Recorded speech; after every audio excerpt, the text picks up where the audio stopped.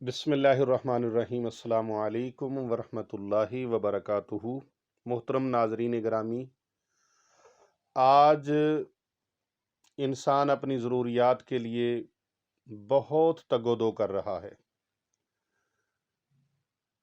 اپنی ضروریات کو پورا کرنے کے لیے دیوانہ وار پھرتا ہے اور چاہتا ہے کہ پلک جھپکنے سے پہلے اس کی مرادیں پوری ہو جائیں، لیکن قدرت کا انتظام کچھ اور ہوتا ہے کہ وہ انسان کو امید اور مایوسی کے مابین اپنی اصلاح کا موقع عطا فرماتی ہے۔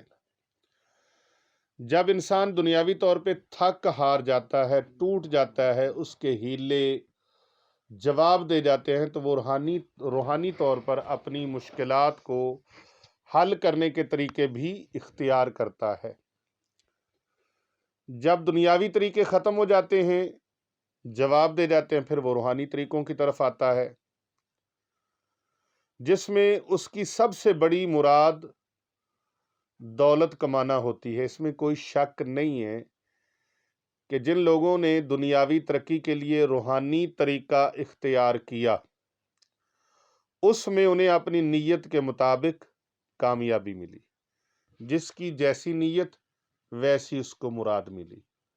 اور پھر حدیث نبوی صلی اللہ علیہ وآلہ وسلم ہے کہ انما الاعمال بالنیات، عملوں کا دار و مدار نیتوں پر ہے۔ روحانی طور پر جو لوگ اللہ تعالیٰ سے جڑ جاتے ہیں، اللہ رب العزت کی رحمتوں کے ساتھ وابستہ ہو جاتے ہیں، ان کی جائز مرادوں کا پورا ہو جانا اس بات کی بین دلیل ہے، گواہی ہے کہ اللہ تعالیٰ ان کی پکار کو سنتے ہیں۔ اللہ رب العزت ان کی پکار کو سنتے ہیں اور ان پر رب کائنات کشادگی فرماتے ہیں۔ ایسے لوگ جو مشکلات میں گھرے ہوئے ہوں، ایسے لوگ جو مشکلات میں پھنسے ہوئے ہوں، ان کے لیے خداوند متعال کی طرف سے رزق کے اسباب پیدا ہو جاتے ہیں۔ جو لوگ رب کائنات کے فضل و کرم پر یقین رکھتے ہوں، تو اللہ تبارک و تعالی انہیں کبھی مایوس نہیں فرماتے۔ محترم ناظرین گرامی قدر، اللہ تبارک و تعالی کے ذکر سے اپنی لو لگا لیتے ہیں، اللہ تبارک و تعالی کی عبادت کے ساتھ اپنے آپ کو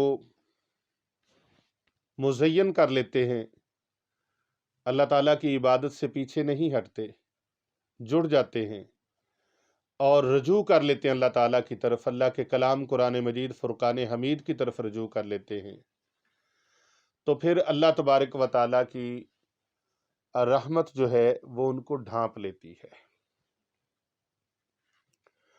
یاد رکھیے، جن لوگوں کے لیے اسباب موجود ہوں لیکن انہیں بروئے کار وہ اسباب کو نہ لا سکتے ہوں، اور جو بروئے کار لے آتے ہیں ان کے لیے بھی رزق میں کشادگی بعض اوقات پیدا نہیں ہوتی، تو پھر ایسے اسباب کی طرف لازمی دیکھنا چاہیے کہ ایسے کیوں ہوتا ہے۔ اسباب بھی موجود ہیں، معاملات بھی ٹھیک ہیں، لیکن کامیابی کیوں نہیں؟ روحانی طور پر جو لوگ دنیاوی اطمینان بھی چاہتے ہوں، انہیں اپنی نیت کی اصلاح بھی کرنی چاہیے۔ یعنی جو لوگ عبادت بھی کر رہے ہیں، پڑھائی بھی کر رہے ہیں، ذکر اذکار بھی کر رہے ہیں، لیکن اس کے باوجود کامیابی نہیں ہے، تلاوت بھی کرتے ہیں، ذکر بھی کرتے ہیں، روزہ بھی رکھتے ہیں، پھر بھی محرومیاں ان کا مقدر ہے، تو اب ان کو کیا کرنا چاہیے؟ انہیں اپنی نیتوں کی اصلاح کرنی چاہیے، اپنے اندر عاجزی پیدا کرنی چاہیے، صدقہ و خیرات کرنا چاہیے۔ صدقہ و خیرات کرنے سے رزق بڑھتا ہے، صدقہ اور خیرات دینے سے رزق میں اضافہ ہوتا ہے، اور پھر اس کے ساتھ ساتھ صدقہ و خیرات کو لازم اور یقینی طور پر وہ آپ جاری و ساری کریں اور نیک لوگوں کی خدمت کریں، औलिया की खिदमत करें, उलमा की खिदमत करें, सालिहीन की खिदमत करें, हुफाजो कुरान की खिदमत करें, उलमा की खिदमत करें, ताकि उन नेक लोगों की दुआएं आपके हक में मकबूल हो जाएं। और बाज़ लोग ऐसे हैं कारोबारी, जब उनको कारोबार में कुछ नुकसान होने का अंदेशा होता है या कारोबार में नुकसान होता है, तो सबसे पहले वो जो दरवाज़ा बंद करते हैं, वो कहते हैं जो मदरसे में पैसे दे रहे थे, मस्जिद में इमदाद दे रहे थे, मदरसे में इमदाद दे रहे थे, उलमा की, हुफ़ाज़ की, सालिहीन की, अल्लाह वालों की, उसको बंद कर दो। ज़कात को बंद कर दो, सदका और खैरात को बंद कर दो। जब आपकी वजह से उनके ऊपर फाइनेंशियली तौर पर तंगी आती है, तो अल्लाह तबारक व तआला बजाय रिज्क बढ़ाने के फिर आपका रिज्क भी तंग फरमा देते हैं। लिहाजा ये याद रखिएगा कि वो दरवाज़ा बंद नहीं करना, अपनी नीयत की इस्लाह करनी है। और साथ साथ करोड़पति अगर बनना चाहते हैं, अरबपति बनना चाहते हैं, तो अपनी इबादत के साथ साथ, जिक्र अज़कार के साथ साथ, अपनी नीयत की इस्लाह के साथ साथ सदका और खैरात का दामन नहीं छोड़ना। और वजीफ़ा मुबारक ये है, ये वजीफ़ा मुबारक जिसने भी किया अल्लाह ने उसे माला माल किया। सूरह फातिहा शरीफ हर इंसान को आती है, 21 मरतबा रोजाना पढ़नी है। सूरह अलम नशरह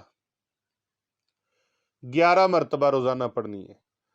और आयतल कुर्सी 40 मरतबा रोजाना पढ़नी है।